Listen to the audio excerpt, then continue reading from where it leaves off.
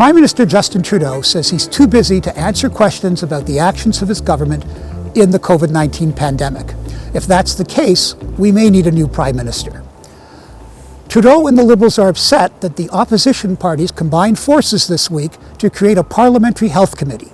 It will examine the work that the government has done during the pandemic.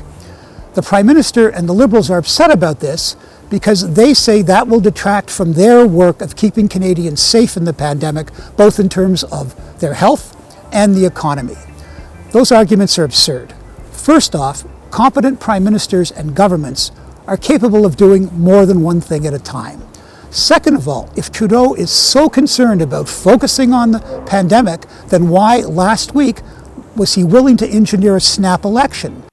The Conservatives put forward a motion that clearly outlines their lack of confidence in the government.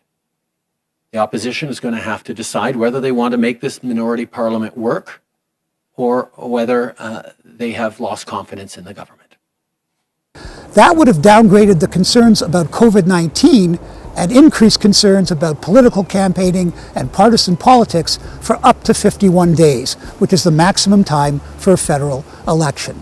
We know the reason that Trudeau doesn't want to answer questions about what he's done in the pandemic. He doesn't want to answer questions about anything. Back in March, at the start of the pandemic, he tried to pass legislation through Parliament that would have given him emergency powers for 21 months, up to December 31st, 2021, not to have to go to Parliament for approval of either his taxation or his spending policies. A Prime Minister who doesn't want to answer to Parliament, which means he doesn't want to answer to the Canadian people, shouldn't be the Prime Minister. I'm Laurie Goldstein of the Toronto Sun. We're always interested in hearing your views, and please follow us on Facebook and our YouTube channel.